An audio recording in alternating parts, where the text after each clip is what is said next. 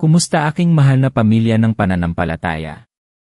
Ang bawat isa sa atin ay dumarating sa isang punto sa buhay kung saan parang ang bigat ng mundo ay nasa ating mga balikat na.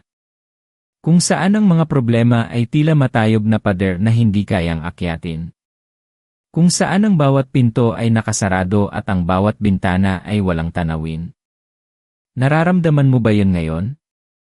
Ang paghahanap ng kasagutan para sa isang bagay na tila imposible. Gusto kong magsimula tayo agad sa isang lihim na ginagamit ng libo-libong tao sa buong mundo upang malampasan ang mga pagsubok na ito. Ito ay ang paglapit kay Birhen Maria. Ang Birhen ng mga imposibleng bagay, ang ina ng ating Panginoon. At sasabihin ko sa iyo kung bakit ang simpleng paglapit sa Kanya ay maaaring magpabago ng takbo ng iyong buhay.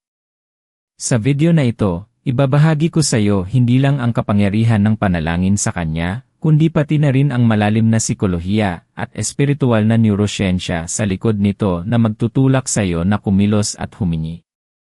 At pangako ko sa iyo, sa oras na matapos mo itong panoorin, magkakaroon ka ng isang bagong pag-asa at isang bagong lakas upang harapin ang iyong mga imposibleng sitwasyon. Kung ito ay tumatama sa iyong puso at nagbibigay ng kakaibang kagalakan sa iyong kaluluwa, manatili ka sa akin dahil nagsisimula pa lang ang ating paglalakbay. Naiintindihan ko. Marahil ay marami ka ng dinaanan. Marahil ay nagdasal ka na sa lahat ng oras, sa lahat ng paraan, at parang walang nangyayari. Ang sakit sa puso, ang kawalan ng pag-asa, ang pagod na pagod sa pakikipaglaban. Alam ko ang pakiramdam na yan. Naalala ko pa noong isang gabi, umuwi ako mula sa trabaho, punong-puno ng pagkadismaya. Ang aming negosyo noon ay halos bangkarote na. Ang mga bayarin ay nagtambak. Ang anak ko ay may karamdaman na kailangan ng agarang atensyon, at ang misis ko ay halos hindi na makatulog dahil sa pag-aalala. Parang isang malaking dagat ng mga problema ang bumabalot sa amin at ako ay nalulunod. Tandaan mo, ang pag-asa ay hindi lamang isang emosyon. Ito ay isang mental state. Ito ay isang desisyon. Sa mga sandaling iyon, ang aking utak ay nakatutok lamang sa mga kakulangan, sa mga panganib, sa mga negatibong posibleng mangyari. Ang cortisol, ang stress hormone, ay umaapaw sa aking katawan, bumubulag sa akin sa anumang solusyon. Ito ang nangyayari sa atin kapag tayo ay lubos na nababalisa, hindi ba? Ang ating utak ay sumasara, ang ating paningin ay lumiliit, at pakiramdam natin ay nag-isa tayo sa mundo. Ngunit dito mismo pumapasok ang kapangyarihan ng pananampalataya at ang presensya ng Birhen Maria. Noong gabing iyon, habang halos sumuko na ako, nakita ko ang maliit na imahe ng Birhen sa aming altar. Ito ay bigay pa ng aking lola. Mayroon itong kakaibang kapayapaan na hatid, kahit nasa gitna ng aking kaguluhan. Naramdaman ko ang isang marahang tawag, isang marahang bulong sa aking puso. Ito ay parang isang pattern interrupt sa aking utak. Sa halip na magpatuloy sa pag-isip ng mga problema, bigla akong napaisip sa mga kwento ng lola ko tungkol sa mga milagro ng Birhen. Ang mga kwento niya ay nakatanim ng malalim sa aking pagkabata, at sa pagkakataong iyon, parang nagising sila. Hindi ito basta pag-alaala lang. Ang mga kwentong iyon ay naglabas ng dopamine sa aking utak, nagbigay ng micro-reward ng pag-asa, kahit maliit lang. Dito tayo magsisimula. Ang pagkilala na ang Birhen Maria ay hindi lamang isang estatwa o isang larawan. Siya ang inang handang makinig. Siya ang babaeng laging nagbibigay.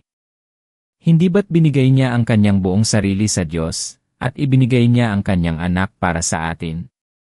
Ang paglapit sa kanya ay parang paglapit sa isang biyene na walang hanggan ang pagmamahal.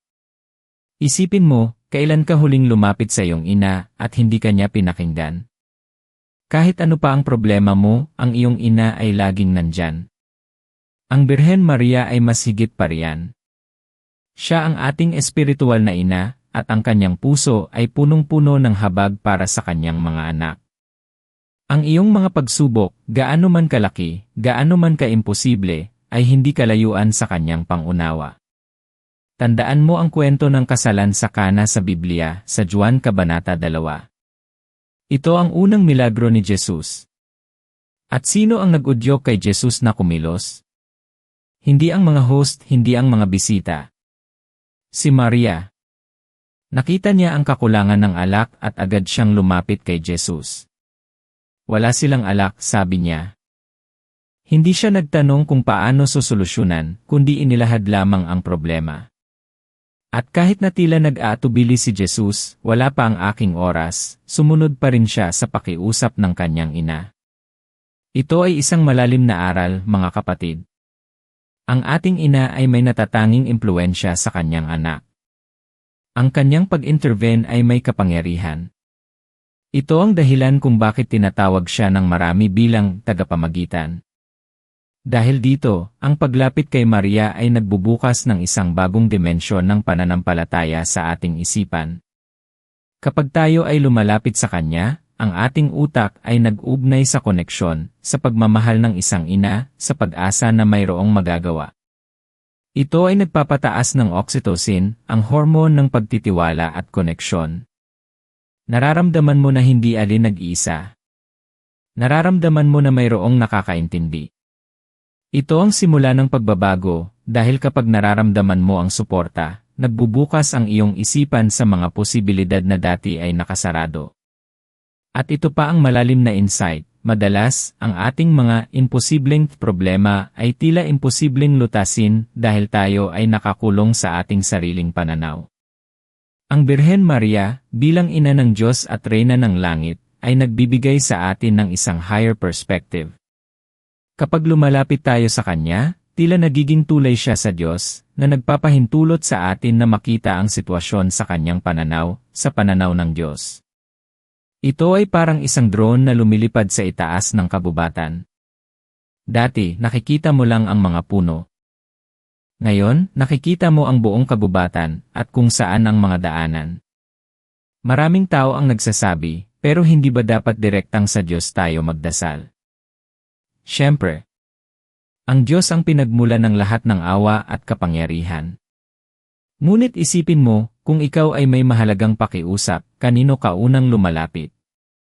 Sa kaibigan ng hari? O sa gang ng hari? Ang ina ng hari ay may natatanging posisyon. Ang kanyang pag-intercede ay hindi nagpapababa sa kapangyarihan ng Diyos, kundi nagpapalakas sa ating panalangin. Ito ay tulad ng pagpindot sa isang boost button. Siya ay nasa tabi natin, nagtutulungan tayo na ilapit ang ating mga pakiusap sa kanyang anak. At alam mo ba na sa bawat pagdasal natin ng rosaryo, sa bawat pagbigkas natin ng Iaba Ginoong Maria, hindi lang tayo nagdarasal sa Kanya, kundi tayo rin ay nagmameditate sa buhay ni Kristo. Ang bawat misteryo ng rosaryo ay nagdadala sa atin sa isang malalim na pagmumuni-muni sa Kanyang paghihirap, sa Kanyang kaligayahan, sa Kanyang kaluwalhatian. Ang pagmumuni-muni na ito ay nagpapabago sa ating utak. Ito ay nagpapatahimik sa amygdala, ang bahagi ng utak na responsable sa takot at stress. Ito ay nagpapalakas sa prefrontal cortex, ang bahagi ng utak na responsable sa paggawa ng desisyon, pagpaplano, at pag-asa. Ito ay isang neuroscientific reality, ang regular na panalangin at pagmumuni-muni ay nagbabago ng iyong utak para sa mas mahusay, nagbibigay sa iyo ng kapayapaan at kalinawan. Maraming beses na ang aking mga kliyente ay lumapit sa akin, pakiramdam nila ay wala na silang pag-asa. May isang babae, si Aling Lita, halos sumuko na sa pagpapagamot sa kanyang anak na may malubhang sakit. Iba't ibang doktor na ang nilapitan, iba't ibang gamot na ang nasubukan. Sa aming usapan, nabanggit niya ang kanyang pag-aalala at ang pagod. Iminungkahi ko sa kanya, bukod sa paghingi ng tulong medikal, na lumapit din sa Birhen Maria. Hindi bilang kapalit, kundi bilang karagdagan sa kanyang mga pagsisikap. Hindi ko siya pinilit, kundi ipinaliwanag ko ang kapangyarihan ng panalangin ng isang ina. Nagsimula siyang magdasal ng rosaryo araw-araw.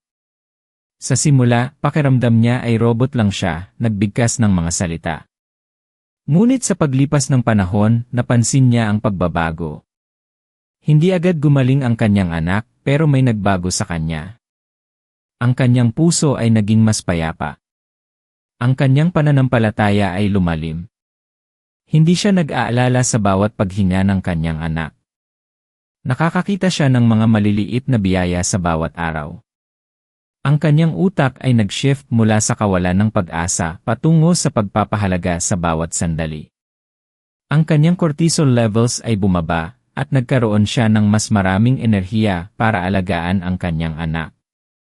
Hindi lang iyon, nakahanap din siya ng mga bagong kaibigan sa kanyang simbahan na nagbigay sa kanya ng suporta, ng mga taong makakasama niya sa kanyang paglalakbay. Ito ang kapangyarihan ng paglapit kay Birhen Maria, hindi lang ito tungkol sa milagro, kundi tungkol din sa transformation ng iyong puso at isipan. Ito ay tungkol sa paghahanap ng kapayapaan sa gitna ng bagyo, ng lakas sa gitna ng kahinaan. Ang milagro ay hindi lamang ang pagbabago ng sitwasyon, kundi ang pagbabago ng iyong sarili. Kaya paano natin ito isasagawa sa ating pang-araw-araw na buhay? Paano natin lalapitan ng Birhen para sa mga imposibleng bagay na nasa ating puso? Una, magsimula gay isang malinis puso. Tanggalin ang pag-aalinlangan. Tanggalin ang put. Tanggalin ang anumang nakakapigil sa iyo na lubos na magtiwala. Kung mayroon kang mga alalahanin o takot, ilabas mo ang mga ito sa harap ng Birhen. Hindi kanya husgahan. Isipin mo, ikaw ay lumalapit sa kanya bilang isang anak na humihingi ng tulong sa kanyang ina. Hindi ka kailangang maging perpekto. Kailangan mo lamang maging tapat. Ikalawa, maging specific ay iyong panalangin. Ano ba talaga ang imposibleng sitwasyon na kinakaharap mo? Kailangan mo ba ng kagalingan para sa isang mahal sa buhay? Kailangan mo ba ng pambihirang solusyon sa problema sa pera? Kailangan mo ba ng pagbabago sa isang relasyon na tila hindi na maayos? Hilingin mo ng may detalye, ngunit sa huli, palaging isuko ito sa kalooban ng Diyos.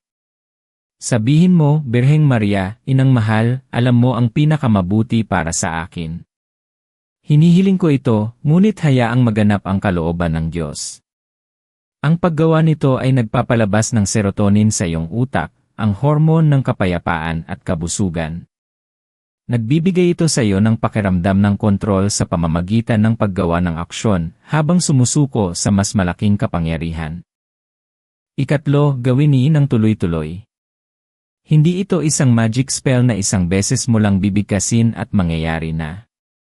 Ang panalangin ay isang relasyon. At ang isang relasyon ay kailangan ng pagpapanatili. Magdasal ng rosaryo araw-araw.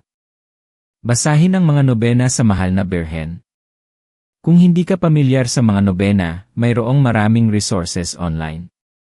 Ang nobena ay 9 na araw ng pagdarasal na may partikular na intention. Ito ay nagbibigay sa iyo ng isang structure, isang rutina, na nagpapatatag sa iyong pananampalataya at nagpapalakas sa iyong mental fortitude.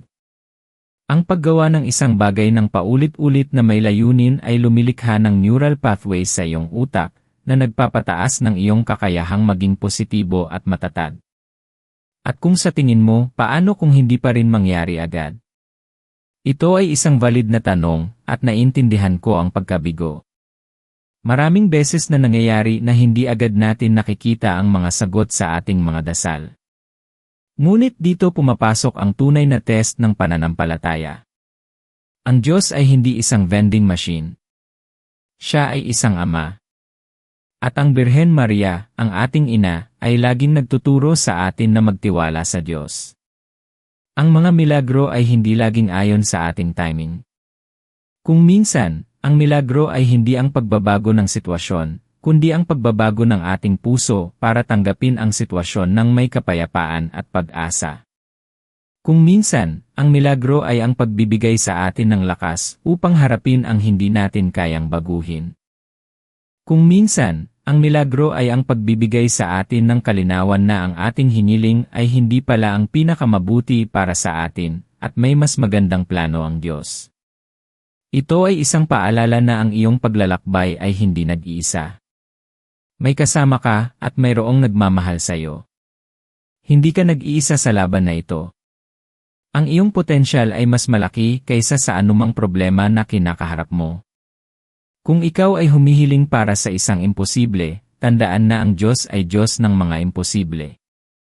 At ang Birhen Maria ay ang reyna na nag-intercede para sa mga imposible. Ang bawat dasal mo ay naririnig. Ang bawat luha mo ay nakikita. Ngayon, mi cuéntanos comments de onde vos est asistindo, si esa mensagem est fazendo sentido para o seu coração. Isso me ajuda muito entender nossa família aqui, criar conteúdos ainda mais transformadores. Mahalaga sa akin na marinig ang iyong mga saloobin at kung paano ito nakakaapekto sa iyong pananampalataya at buhay. Ipagpapatuloy natin ang ating paglalakbay.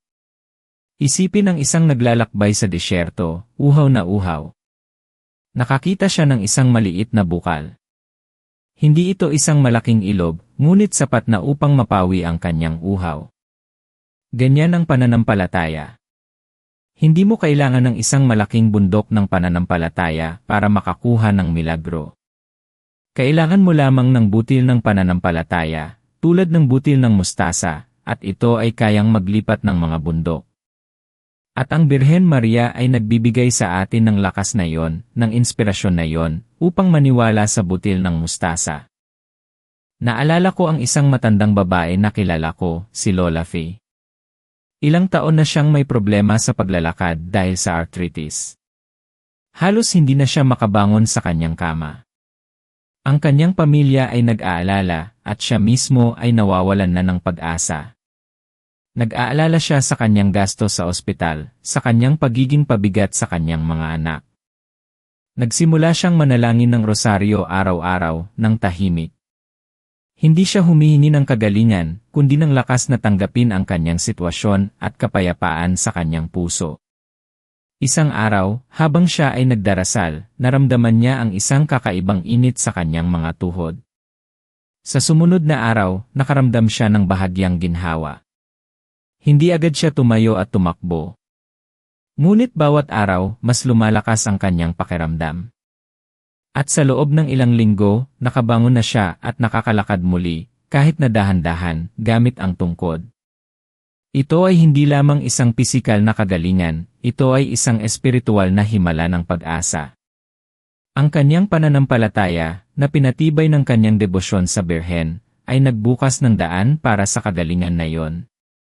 Ang kanyang utak ay nagkaroon ng kumpiyansa, ang kanyang katawan ay tumugon sa positivity na yon. Hindi ibig sabihin na lahat ng magdarasal ay agad gagaling. Hindi ko iyan ipinapangako.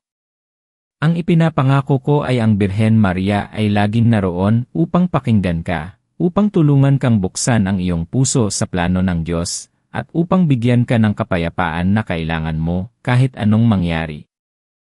Ang kapayapaang iyon ay maaaring mas mahalaga kaysa sa anumang himala na ating hinihingi. Ang kapayapaan ay nagpapataas ng iyong resilience, ang iyong kakayahang bumangon muli, na nagpapababa ng cortisol at nagpapataas ng dopamine sa bawat maliit na tagumpay na nararamdaman mo. Ito ang dahilan kung bakit napakahalaga na manatili kang konektado sa Kanya. Ito ay isang proseso ng pagbabago, isang journey ng pananampalataya na hindi lamang nagbabago ng mga sitwasyon sa labas, kundi nagbabago rin ang taong nasa loob mo. Ang bawat pagdarasal ay isang hakbang patungo sa isang mas malakas, mas mapayapa, at mas may pananampalatayang ikaw. Kaya, sa mga susunod na araw, hamunin ko kayo na gawin ito. Pumili ka ng isang imposibleng bagay sa iyong buhay. Isulat mo ito sa isang papel. Sa tabi nito, isulat mo ang pangalan ni Birhen Maria. Araw-araw, lumuhod ka sa harap ng isang imahe o larawan niya, o kahit sa isang tahimik na sulok ng iyong tahanan. Bitawan mo ang iyong mga pasanin sa Kanya. Hilingin mo ang Kanyang tulong at intercession. At huwag mong kalimutan na magpasalamat sa Kanya, kahit na hindi mo pa nakikita ang sagot. Ang pasasalamat ay isang makapangyarihang tuol na nagbubukas ng iyong puso sa mas maraming biyaya. Ang gratitude practice ay napatunayan na nagpapataas ng serotonin at dopamine, nagpapabuti sa mood at well-being. Maniwala ka, ikaw ay ginawa para sa isang extraordinary na bagay. Ang iyong kwento ay hindi nagtatapos dito. Ang pinakamahusay sa iyo ay hindi nalalabas. Mayroon kang lahat ng kailangan mo sa loob ng iyong sarili upang malampasan ang mga pagsubok na ito.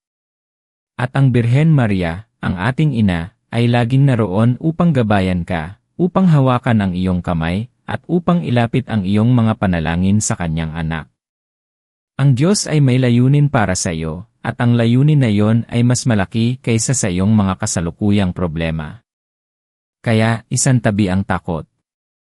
Isantabi ang pag-aalinlangan. Ibalik ang iyong pananampalataya. Tumayo ka ng tuwid at alam mo na ang iyong mga dasal ay naririnig.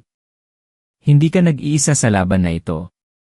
Ika nga sa Jeremias 20:11, sapagkat nalalaman ko ang mga panukala na aking inisip tungkol sa inyo, sabi ng Panginoon, mga panukala ng kapayapaan at hindi ng kasamaan, upang bigyan kayo ng kinabukasan at ng pag-asa. At ang Birhen Maria ay kasama natin sa paglalakbay na iyon. Siya ay tulad ng isang magiting na mandirigma na nagtatanggol sa kanyang mga anak. Ngayon, sa pagtatapos ng ating paglalakbay na ito, gusto kong isara natin ang ating mga mata, o kung hindi man, tumutok sa isang punto, at magdasal ng sama-sama. Isuko natin ang ating mga imposibleng sitwasyon sa ating inang mahal. Panginoong Diyos, aming Ama na nasa langit, lumalapit kami sa iyo ngayong araw na ito ng may buong pagpapakumbaba at pananampalataya. Nagpapasalamat kami sa iyong walang hanggang pag-ibig at habag, sa iyong patuloy na presensya sa aming buhay. Salamat po sa iyong mga pangako na hindi mo kami iwan kailanman, at na ang iyong mga panukala sa amin ay para sa kapayapaan at pag-asa.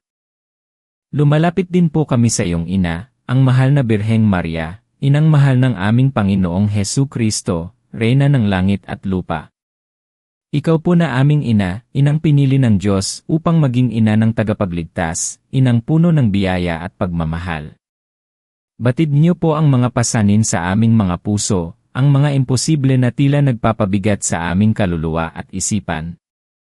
Alam niyo po ang aming pag-aalala, ang aming mga luha, at ang aming pananabik para sa iyong tulong. Inang Birheng Maria, ipinapataas po namin sa iyo ang aming mga imposible. Para sa mga naghahanap ng kagalingan, ng lunas sa mga karamdaman na tila hindi na kayang pagalingin ng tao, idalangin niyo po kami sa iyong anak.